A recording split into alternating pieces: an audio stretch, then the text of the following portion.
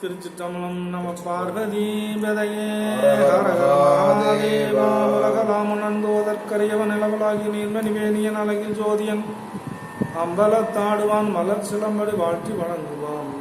வேத பொருள் பணந்தே மேவு சிவாகமத்தின் ரீதில் பொருளும் தெளிந்து விந்தே மேது குரத்தற்றி சூழ்சிங்கை சிவஞான மாமினிமன் பொற்றாமரை அடிக்கு நம்ம பார்வதி பதையே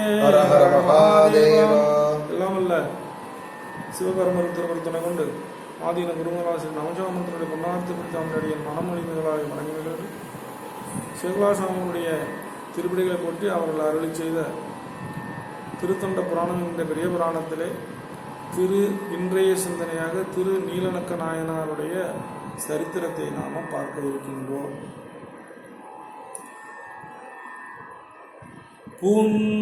பூத்த பங்கைய பொகுட்டின் மேல் ஒரு கயல்வுகளும் காய்த்த சென்னலின் காடு சூழ் காவிரி நாட்டு சாத்தமங்கை என்று உலகலாம் புகழ் ஊரும் தகைத்தால் வாய்த்த மங்கல மகைவர் மறையவர் முதல் பதிவனப்பு. ஒரு அற்புதமான ஒரு இடத்த சொல்றாரு. சோழ நாட்டில், சோழ நாடு என்பதே நமக்கு தெரியும், எவ்வளோ வளம் பொருந்தி இருக்குன்னு தெரியும். இருந்தாலும் இந்த இடத்துல சாத்தமங்கை என்கின்ற ஊரை பார்ப்போம். மலர்ந்த தாமரை பொகுட்டின் மேலே கயல் மீன்களெல்லாம் துள்ளி விளையாடு கொண்டிருக்கின்றது. ஒரு இடத்துல பூத்த பங்கைய பொகுட்டின் மேல் அப்படி பொறும் கயல்களெல்லாம் உருண்டு புறந்துட்டு. இன்னொரு இடத்துல காய்த்த செந்நெல்லின் காடு சூழ் காவிரி நாடு, விளைந்து முதிர்ந்து காணப்பட்ட நெல் பயிர்களாகிய செந்நெல் பயிர்களாகிய வயல்களெல்லாம் சூழ்ந்து காணப்படும். அறுவடைக்கு தயாராகிடுச்சு, அறுவடை பண்ணலை போல இருக்கு. அதனால நெல் முளைச்சி நல்லா இருக்கு. அப்படி வயல்களெல்லாம் சூழ்ந்து காணக்கூடியதும். அடுத்தால காவிரி நாட்டு சாத்தமங்கை, காவிரி நதி பாயக்கூடிய சோழ நாட்டிலே மங்களம் பொருந்திய மறையவர்களுக்கு இடமாக இருக்கக்கூடிய வாய்த்த மங்கள மறையவர் முதல் பதிவனப்புள்ளார். மங்களம் பொருந்திய மறையவர்களுக்கு இடமாகி முதன்மையாக இருக்கக்கூடிய ஊர் எது என்று சொன்னால் இது இந்த சாத்தமங்கை தான். அதனால் இது உலகமெல்லாம் புகழ்கின்ற தகுதி உடையதாக இருக்கின்றது என்று சொன்னார். பொகுட்டு எல்லாம் கொட்டை, நிறைய கொட்டைகளெல்லாம் பாக்கு கொட்டைகள்லாம் இருக்கக்கூடிய நாடு தான்.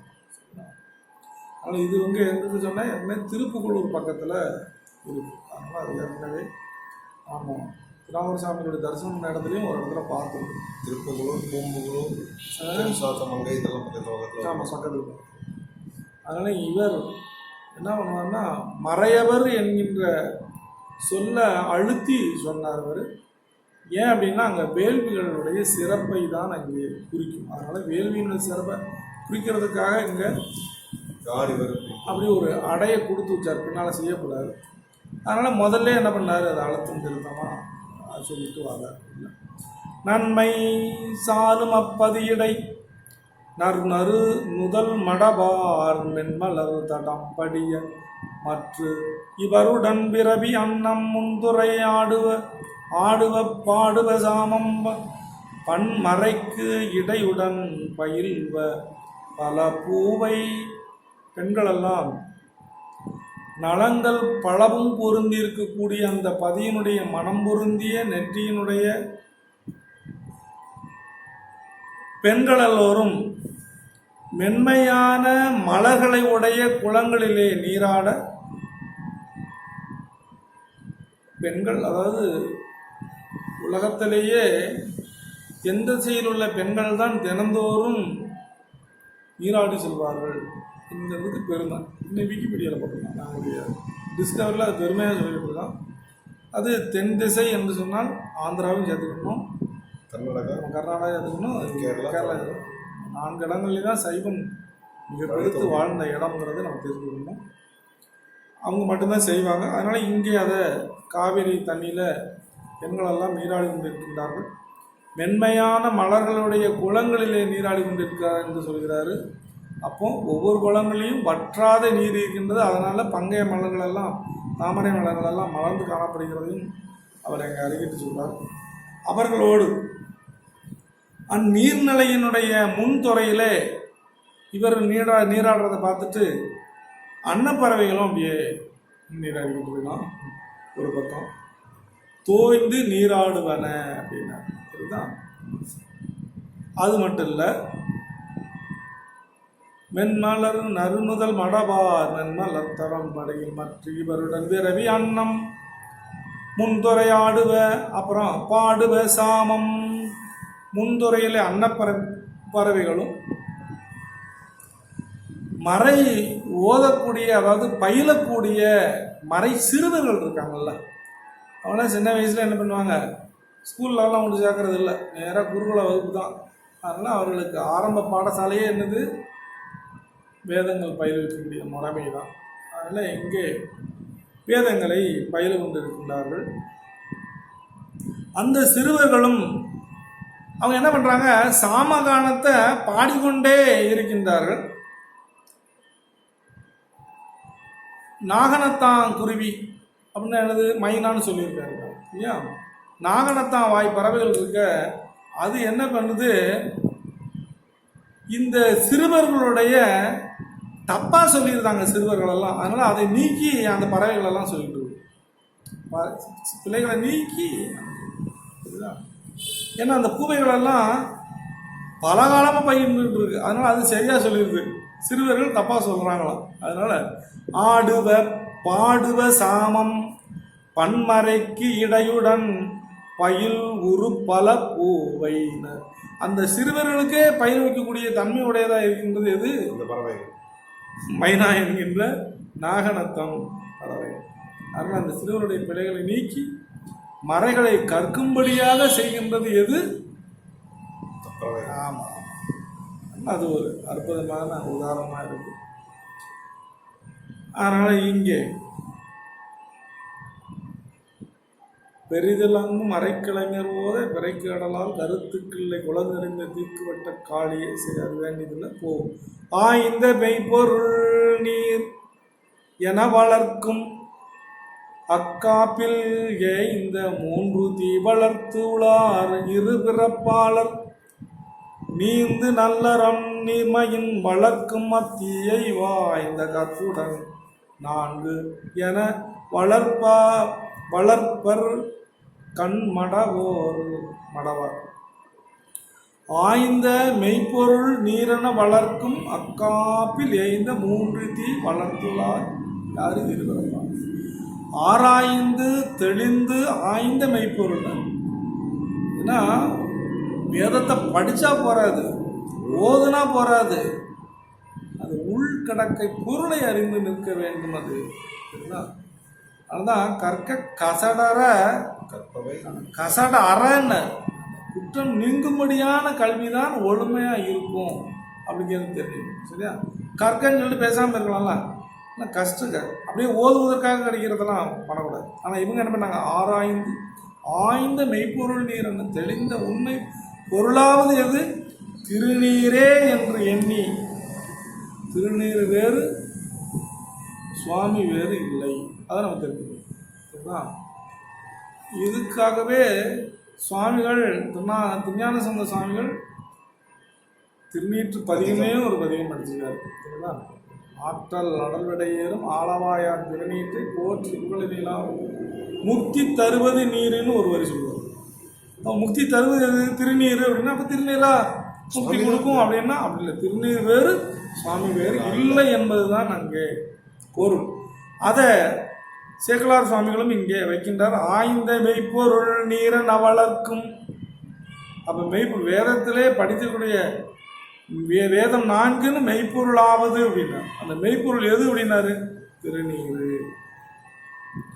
திருநீரே என்று வளர்ந்து வருகின்ற அந்த காப்போடு, காப்பு திருக்காப்பிடுதல், திருக்காப்புன்னா விபூதி என்ன, ஹசிதம் திருக்காப்பு, விபூதிக்கு நிறைய பேர் சொல்லப்பட்டு சரிங்களா. அதனால காப்புன்னாரு. காப்பு தன்னை காப்பது, காப்பது சிவபெருமான், அது திருநீரும் காக்கும், அதெல்லாம் திருக்காப்பு.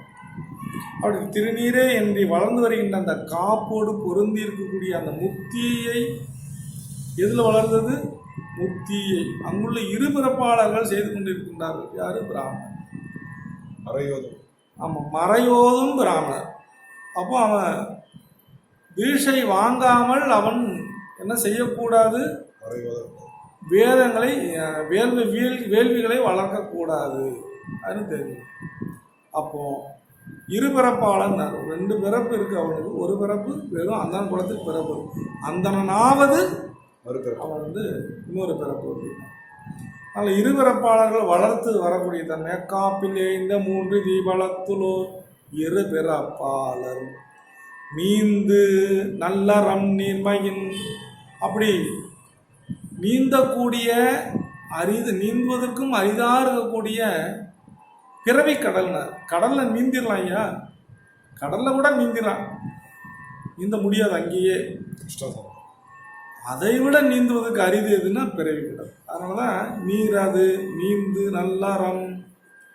பிறவி என்னும் பெருக்கடலில் நீந்துவதற்கு அரிதாக இருக்கக்கூடிய அந்த கடலை நீந்துவதற்கு துணையாக நிற்கக்கூடியது எது அப்படின்னா நல் அறங்கள். சரிதா? நீந்து நல்லறம். அப்படி அறங்களை போல, நல்லறம் என்பது சைவ நெறியில் கூறப்பட்ட நல்ல அறங்கள், அந்த அறங்களை போல. அது போலவே வளர்ந்து வரக்கூடிய அந்த தீ அப்படின்னார். அது நீந்து நல்லறம் நீர்மையில் வளர்க்கும் அந்த தீயை போன்று அந்த வாய்ந்த கற்புடன். அப்போ தெரியுதா? சமய கற்பு அப்படிங்கிறது இங்கே சுவாமிகளே சொல்கிறாங்க. தெரியுதா?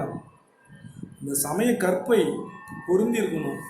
அதனால கற்பு என்கின்ற தீ அப்படின்னா வாய்ந்த கற்புடன் நான்கன வளர்ப்பர் கண்மடவோ. அந்த கற்போட இன்னொரு கற்பையும் சேர்த்து வளர்த்துட்டு இருக்காங்க பெண்கள். அந்த அந்தனருடைய பத்தினி பெண்கள் மரங்களை போல வளர்ந்து வரும் அத்தீயினை தமக்கு என அமைத்து கொண்ட, தமக்குன்னு ஒரு கற்பு தீ வச்சிருக்காங்க. யாரு? இந்த பெண்கள். அதை கூட்டி அங்குள்ள பெண்கள் தீ மொத்தம் 4 என வளர்ப்பார். அப்போ ஏற்கனவே 3 அக்னிக்கும் துணையாகவும் இருப்பார்கள். தெரியுது? அந்த இவங்க ஆச்சாரியில் உட்கார மாட்டாலும் ஆனால் துணையாக நிற்பார்கள். நம்ம வேள்வினால வீட்டில் யாரும் செய்கிறது இல்லை. இப்போ வீட்டில் வேள்வி என்பதே கிடையாமல் போயிடுச்சு. தெரியுதா? ஆனால் இவர் சொல்லக்கூடியது வீட்டில் ஓம்பக்கூடிய வேள்வி தான் சொல்கிறார். தெரியுதா? அதுக்கு துணையாக இருப்பது யாரு? பெண்கள், பத்தினி, தன்னுடைய அவருடைய பத்தினியாக இருப்பாங்க. ஆனால் இவர் மொத்தம் 3 அக்னி தான் வளர்க்காங்க. ஆனால் பெண்கள் கற்பு என்னக்கூடிய 4 அக்னியும் சேர்த்து வளர்க்கக்கூடிய பெண்கள் உடையவர்கள் அந்த நிலத்திலே இருக்கின்றார்கள் அப்படிங்கிறத நம்ம தெரிஞ்சுக்கணும். சரியா?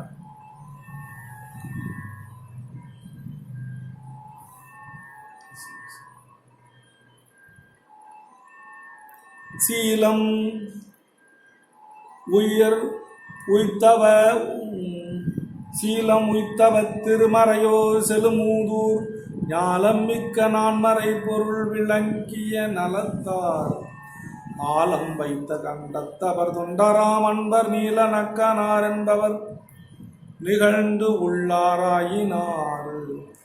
சிறந்த சீலம் உய்த்தவ திருமறையோர் செலும் மூதூர். அங்கே அந்த மூதூர் பழமையாக இருக்கக்கூடிய அந்த திரு சாத்தமங்கையினிலே சிறந்த நல்லொழுக்கத்தில் தலை நின்று ஒழுகக்கூடிய மறையவர்கள் வாழும் அந்த பழையமையாக இருக்கக்கூடிய அந்த ஊரிலே, செழுமையாக இருக்கக்கூடிய பழமையான அந்த ஊரிலே இந்த நில உலகத்தில் சிறந்த நான்மறைக்கு பொருளாய் 4 மறைகள் கூடக்கூடிய மெய்ப்பொருளை தமது ஒழுக்கத்தால் மட்டுமே விளங்கி கொண்ட தன்மை உடையவர். நல்லா தெரிஞ்சுக்கணும். அப்போ ஒழுக்கம் இல்லைன்னா மெய்ப்பொருளை உணர முடியாது என்பது கருத்து. சரிங்களா? அதனால் செழுமலை மூதூர் ஞானமிக்க நான்மறை பொருள் விளங்கிய நலத்தார். அதுதான். அப்போ என்ன? ஒழுக்கத்தில் இருந்தால் மட்டும்தான் மெய்ப்பொருளாகிய ஞானம் சிறந்து நிற்கும். இல்லைன்னா வரவே வராது. இது சத்திய பிரமாணம் போல சேகராபாரதி சுவாமிகள் இங்கே கூறுகிறார்.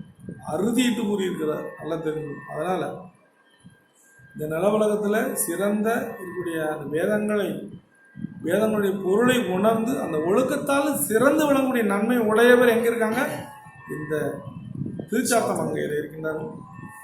ஆலம் வைத்த கண்டத்தவர் தொண்டராம், கழுத்திலே நஞ்சை வைத்திருக்கக்கூடிய அந்த பரமேஸ்வரனுக்கு தொண்டர் மனதொத்து இருக்கக்கூடிய தொண்டு செய்து வரும் அன்பு உடையவர் தொண்டாராம் அன்பர், அன்பு உடையவர். அவருக்கு பேர் என்ன அப்படின்னா நீல நக்கானார் என்பவர்.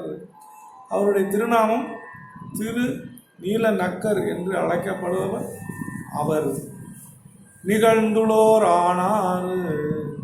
இந்த உலகமெல்லாம் அவரை புகழ்ந்து சிறந்து வாழ்பவராக இருந்த உலகம் புகழ சிறந்து வாழ்வராக இருக்கக்கூடிய தன்மை உடையவர் அவர். சீலம் அப்படின்னா நல்லொழுக்கம்.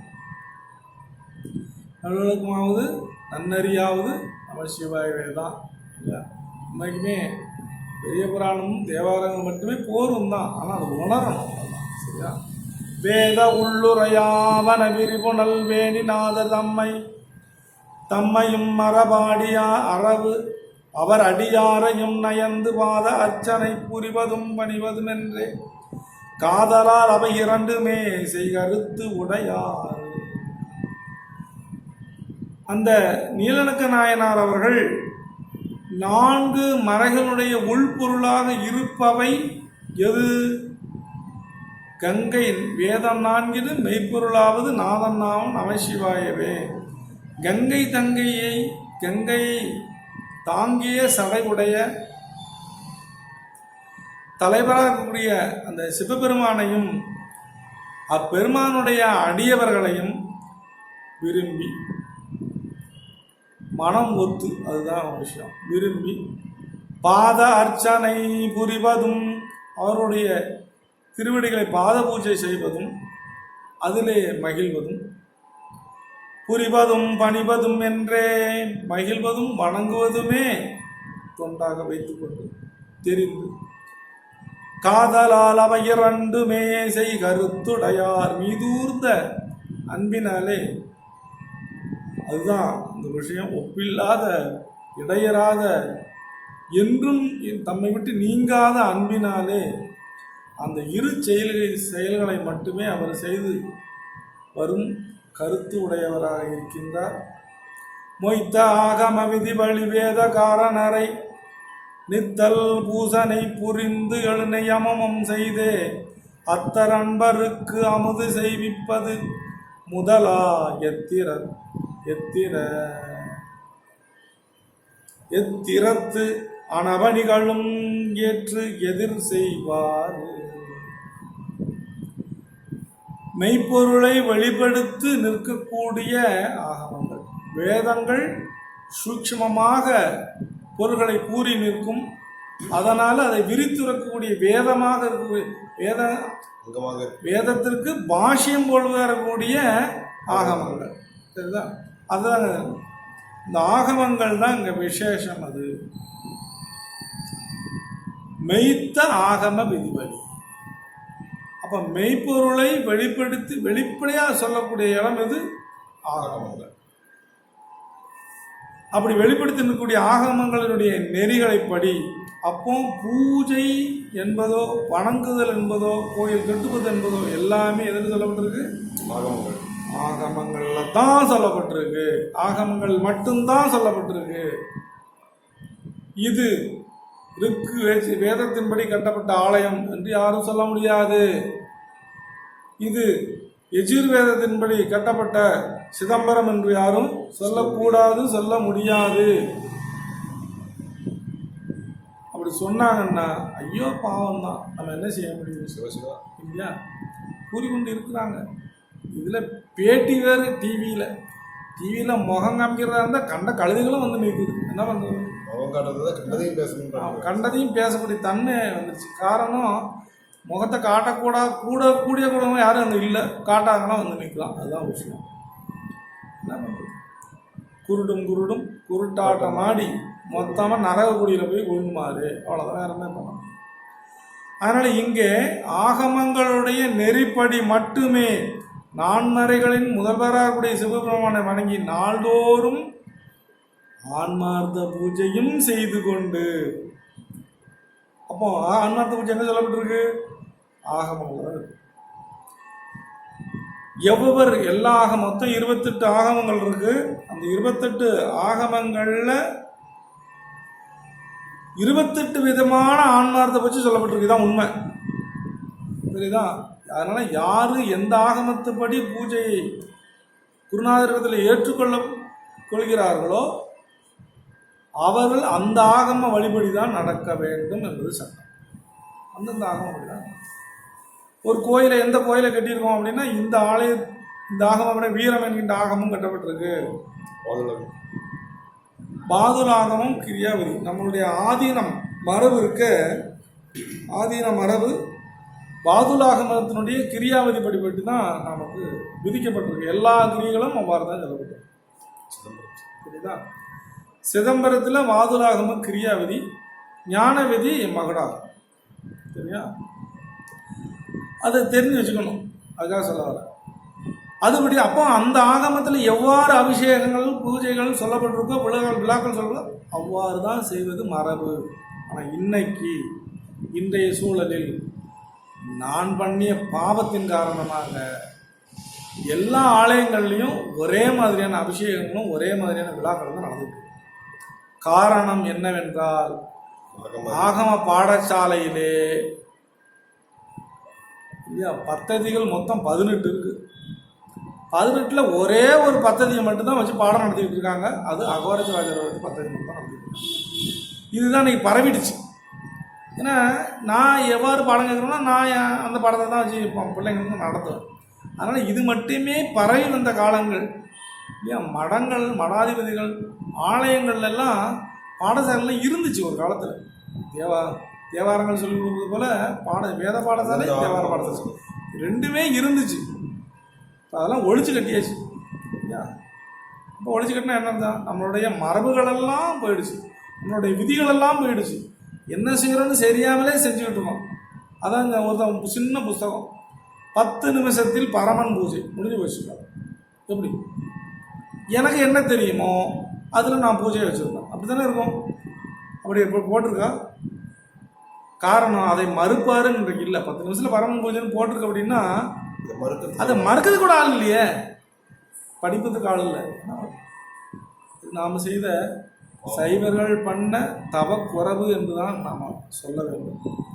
சரி, இங்கே சுவாமிகள், அதாவது திருநீலக்க நாயனார் என்ன பண்ணிட்டு இருக்காரு? நித்தல் பூசனை புரிந்து எழுனை யமமும் செய்தே.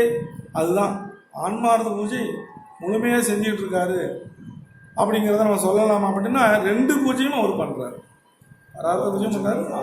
அப்போ ஆன்மார்த்த பூஜை பண்ணாது, பரார்த்த பூஜை பண்ணக்கூடாது. இதுதான் விஷயம். பண்ணக்கூடாது, அருகதை அற்றவர்கள் என்று இருக்கார். இதுதான்.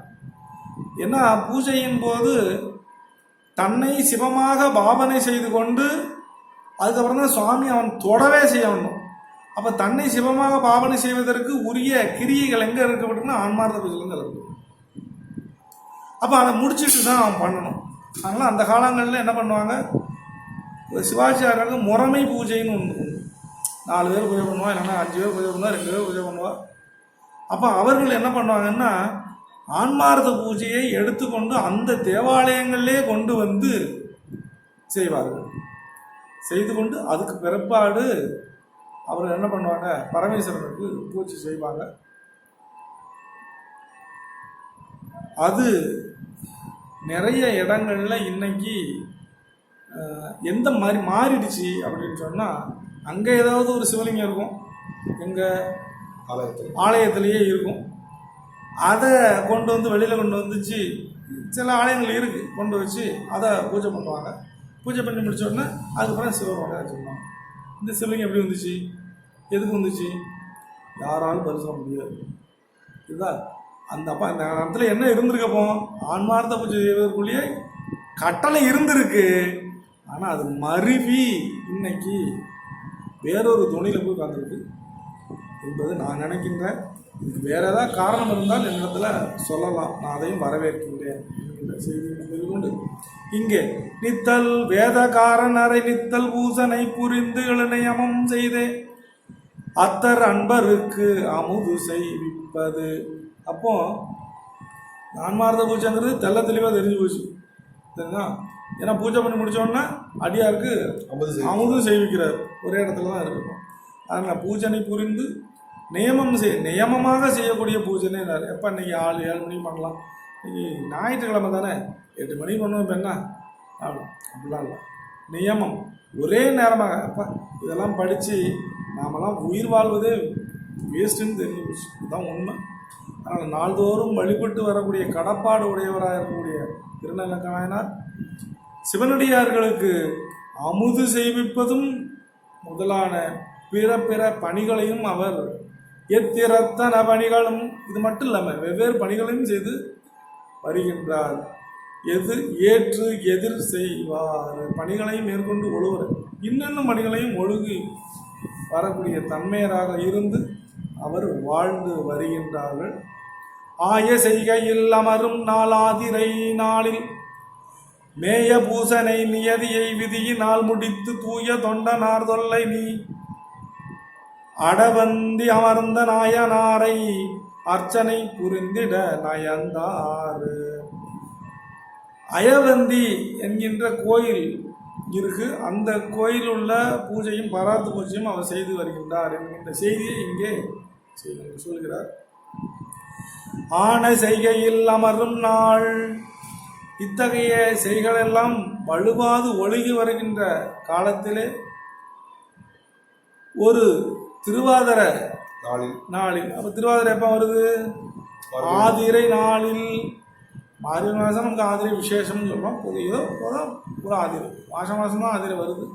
ஆதிரை நாளில் பொருந்திய விதியினாலே சொல்லப்பட்ட ஆகம விதியினால் சொல்லப்பட்ட பொருந்திய சிவ வழிபாட்டை முறைப்படி செய்து நிறைவு பெற்ற பின்பு தூய தொண்டராக இருக்கக்கூடிய அந்த நீலநக்க நாயனார் பழமையாய் நீடியுள்ள அயவந்தி என்னும் கோயிலிலே விரும்பி எழுந்திருக்கக்கூடிய சிவபெருமானுக்கு அர்ச்சனை அபிஷேகங்களெல்லாம் செய்வதற்கு எண்ணினார். உரையுள்ளாகிய மனமென்றும் ஒருமை அன்புற்ற முறைமையால் வரு பூசைக்கும் முற்ற வேண்டுவன குறைவர கொண்டு மனைவியார் தம்மடும் கூட இறைவர் கோயில் வந்து எய்தினார் எல்லையில் தவத்தோ. எல்லையில்லாத தவத்தை உடைய இவர் என்ன தவம் பண்ணார்? காட்டில் போய் காத்துட்டு 100 வருஷம் தவம் பண்ணி இருந்தாரா, இல்லை ஒத்த காலில் இருந்து தவம் பண்ணாரா? ஆகம விதி வழிப்படி நடந்தாலே தவம். அப்போ அதுதான் தவம். ஆகம எவ்வாறு சொல்லப்பட்ட அந்த வழி ஒழுகுதல்ன்றதே மிகப்பெரிய. இந்த தவம் சாதாரண தவம் மாதிரி வராது, இது எல்லையற்ற தவம், எல்லையில்லாத தவம். ஏன்னா ஏன் எல்லையில்லாத தவம் அப்படின்னா, பொதுவாக ஒரு புண்ணியத்தை பண்ணுறோன்னு சொல்லுவோம், புண்ணியங்கள் முறையாக பிரித்து அடுத்தடுத்த ஜன்மங்களில் வந்து இருக்கும். ஆனால் சிவ அறங்கள் செய்யும் பொழுது, அதாவது ஆகம விதி வழிபாடு செய்யக்கூடிய அறங்கள் செய்யும் பொழுது செய்து முடிச்சாச்சு, இவன் மிச்ச பாவ புண்ணியங்கள் நிறைய செஞ்சுருப்பாங்க, அதெல்லாம் அப்படி கிடப்பில் போட்டு வச்சுட்டு இந்த புண்ணியத்திற்கு ஈடான உடனே அடுத்த பிறவியவோ அல்லது அடுத்த செய்யவோ உடனே கொடுத்துக்குவார். இதுதான், அதனால தான் மேலான அறம் என்பது இதுதான் சிவதர்மம் பொருளாம். அதை நாம் உறுதியாக நாம் பின்பற்றுறோம். பண்ணுனா ஏனைய ஆகாமியமாகக்கூடிய வினைகளை கூட கொஞ்ச நாள் இரின்னு வச்சுருவார். இதுக்கு வேண்டிய என்ன செய்வார்? இன்னும் அறங்களை வளர்க்கறதுக்குள்ள துணையும் செய்வார். அப்படி எல்லையில்லாத தவத்துடைய குறைவர கொண்டு மனைவியாரும் 2 பேரும் சேர்ந்து என்ன பண்ணுறாங்க? தம்முடைய வீட்டிலிருந்து ஒன்றுபட்ட அன்புடைய குறைவினாலே முறைமையினாலே, அப்போ ஆகம விதிபடி அப்படின்னு அர்த்தம், அந்த பூஜனை செய்வதற்கு வேண்டிய பொருள்களை எல்லாம் எடுத்து 2 பேரும் என்ன பண்ணாங்க? திரு ஆலயம் வந்து சேர்ந்தார்கள். அணைய வந்து புக்கு அயவந்தி மேவி அமுதின் துணை மலர் கழல் தொழுது பூஜனை செய்ய தொடங்கி இணைய நின்று அங்கு வேண்டுவ மனைவியார் எந்த உணர்வின் மிக்கவர் உயர்ந்த அர்ச்சனை முறை உய்ந்தார். அவர் அந்த அயவந்தி என்கின்ற கோயில் உள்ள புகுந்தாச்சு. அங்கு அமுதன வீற்றிருக்கக்கூடிய அமுதின் துணை மலர்கலர்கள் தொழுது அந்த அமுதன வீற்றிருக்கக்கூடிய பரமேஸ்வரனுடைய திருவடிகளை வணங்கி விதி வழி என்ன பண்ணார், பூஜனை செய்ய தொடங்கி தம்மோடு இணைந்திருந்து அங்கு வேண்டுவனவற்றெல்லாம் மனைவியார் எடுத்து தர இணைய நின்று அங்கு வேண்டுவ மனைவியார் எந்த உணர்வின் மிக்கவர் உயர்ந்த அர்ச்சனை முறை உய்த்தார். அர்ச்சனை அப்படின்னு சொன்னால் முழுவதுமாக இருக்கக்கூடிய பூஜனை. இந்த வெறுமன அர்ச்சனை மட்டும் பூஜை இல்லை, அபிஷேகத்தில் தான் சுற்றி கீழே இருந்து ஆரம்பிச்சு பூமி சுத்தியிலேருந்து தலை சுத்தியிலேருந்து திரவிய சுத்தியிலேருந்து ஆண சுத்தியிலேருந்து லிங்க சுத்தி அமைச்சு ஆவாகனம் செய்து அதுக்கப்புறம் முறையாக அபிஷேகங்கள் எல்லாம் செய்து அதுக்கு பிறகு அலங்காரங்களை செய்து அதன் பிறகு அர்ச்சனை செய்து சோடச உபச்சாரங்களை எல்லாம் செய்து விழுந்து நமஸ்காரம் பண்ணுவது வரைக்கும் பூஜை. சரிங்களா?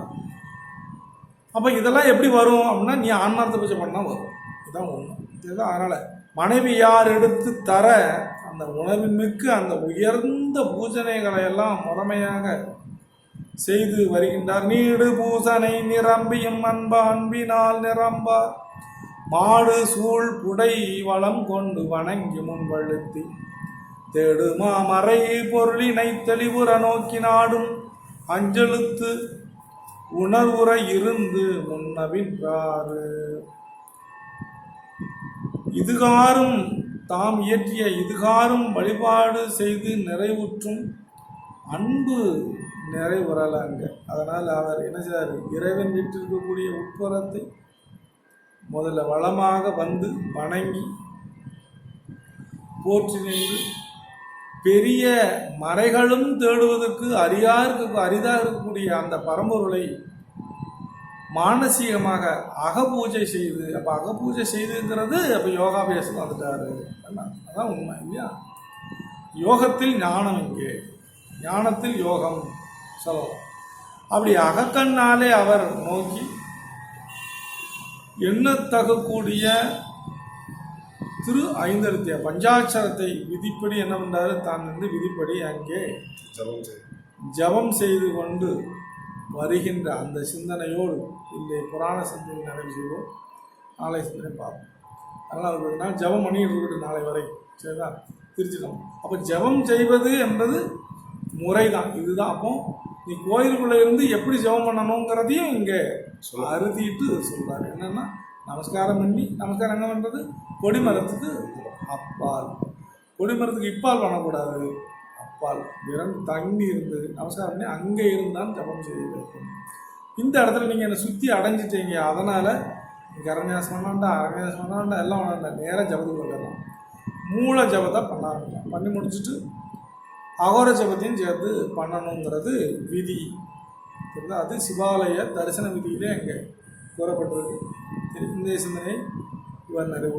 திருச்சினோம் நம்ம பார்வதி பதையே சிற்சபேசா சிவம்பரம் கார்த்திகேய நாம சங்கீர்த்தனம் சுப்பிரமணியோம் வள்ளி காந்த ஸ்மரணம் சுப்பிரமணியோம் திருச்சிற்றம்பலம்.